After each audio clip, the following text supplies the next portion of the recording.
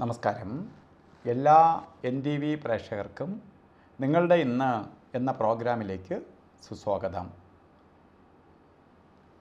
ഇന്ന് 2024 ഡിസംബർ മാസം 15-ാം തീയതി 1200-ാം ആണ്ട് വൃശ്ചിക മാസം 30-ാം തീയതി ഞായറാഴ്ച. ഇന്ന് മകയിരം നക്ഷത്രമാണ്. നക്ഷത്രം മകയിരം നക്ഷത്രം. പൊതുവേ ഇന്ന് വളരെ ഐശ്വര്യപ്രദമായ ദിവസമാണ്. 1 ഞായറാഴ്ച, 2 ശുഭനക്ഷത്രമായ മകയിര നക്ഷത്രം, 3 ഇന്ന് പൗർണമിയാണ്. പൗർണമി എന്ന് പറയുമ്പോൾ ഒരു മാസത്തിൽ ഒരു ദിവസമേ ഉള്ളൂ പൂർണ്ണചന്ദ്രൻ ഉദിക്കുന്ന ദിവസം. പൂർണ്ണമായി ചന്ദ്രൻ ഉദിച്ച് നിൽക്കുന്ന ദിവസം ഞായറാഴ്ചയും കൂടി ആയതുകൊണ്ട് ഞായറാഴ്ച സൂര്യന് ഏറ്റവും പ്രാധാന്യമുള്ള ദിവസമാണ്. സൂര്യഭഗവാന്റെ ദിവസമാണ് സൂര്യവാരം. അന്ന് തന്നെ പൗർണമി ചന്ദ്രനും കൂടി പ്രാധാന്യമുള്ള ദിവസമായതുകൊണ്ട് അതാണ് ഏറ്റവും ശുഭ ദിവസം എന്ന് പറയാൻ കാരണം. ഇന്ന് ചെയ്യുന്ന കാര്യങ്ങളെല്ലാം ഐശ്വര്യപ്രദമായി തീരും. കാരണം ചന്ദ്രൻ്റെ പ്രകാശവും സൂര്യൻ്റെ ചൈതന്യവും ഒരുമിച്ച് നിൽക്കുന്ന 2 ചൈതന്യവത്തായ ദിവസം എന്ന് വേണമെങ്കിൽ പറയാം. അപ്പോൾ ചെയ്യുന്ന ശുഭകാര്യങ്ങളെല്ലാം ഫലവത്തായി വരും. നമുക്കിന്ന് എത്ര സമയദോഷമുള്ള ആളാണെങ്കിൽ പോലും ഇന്ന് ചെയ്യുന്ന ഓരോ കാര്യങ്ങൾ വളരെ അനുകൂലമായിട്ട് മാറും. അത്രയും ദൈവാധീനം വർദ്ധിച്ച് നിൽക്കുന്ന ഒരു ദിവസവും കൂടിയാണ് ഇന്ന്.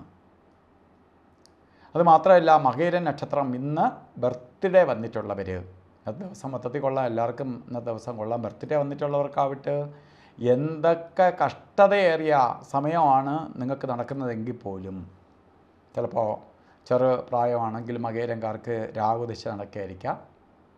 കുറച്ചുകൂടി നല്ല സമയമാണെങ്കിൽ വ്യാഴമായിരിക്കാം. ഒരു 38 വയസ്സൊക്കെ കഴിഞ്ഞ് 55-56 വയസ്സ് വരെയൊക്കെ ഉള്ളവർക്കാണെങ്കിൽ ശനിയായിരിക്കാം. അപ്പോൾ ഈ ദശ ഏതോ ആയിക്കോട്ടെ, പക്ഷേ ഇന്ന് നിങ്ങൾക്ക് ബർത്ത്ഡേ വന്നിട്ടുള്ളവർ, അതായത് വൃശ്ചിക മാസത്തിലെ നക്ഷത്രം വന്നിട്ടുള്ളവർക്ക് ഐശ്വര്യപ്രദമായ ഒരു വർഷം തന്നെയായിരിക്കും. നിങ്ങളുടെ ശരിക്ക് പൗർണമി എന്ന് പറഞ്ഞാൽ എന്താണ്? പ്രകാശം തരെയാണ്. ഇരുട്ടത്ത് കിടക്കുന്ന നിങ്ങളെ വെട്ടത്തിലേക്ക് നയിക്കുകയാണ്.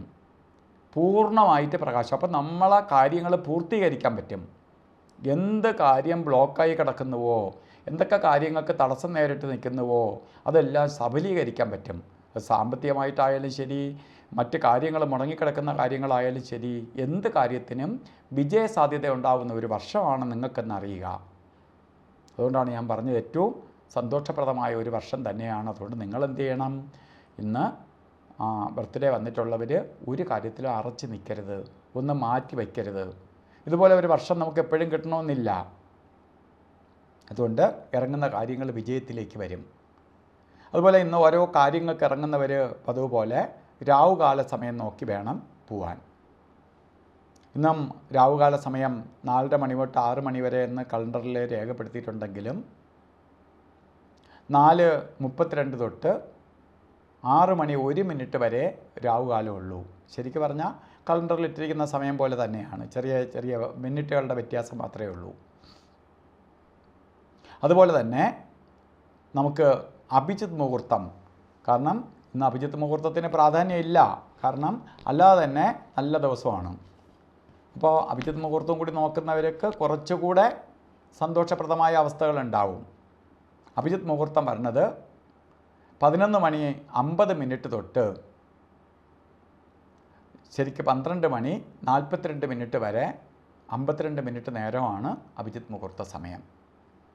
അതുപോലെ ഇന്നും ഗുളികകാല സമയവും യമകണ്ഠകാല സമയവും സൂക്ഷിക്കണം. ഇപ്പോൾ 3:11 തൊട്ട് 4:37 വരെ ഗുളികനും, അതുപോലെ 12:20 തൊട്ട് 1:45 വരെ യമകണ്ഠകാലവും.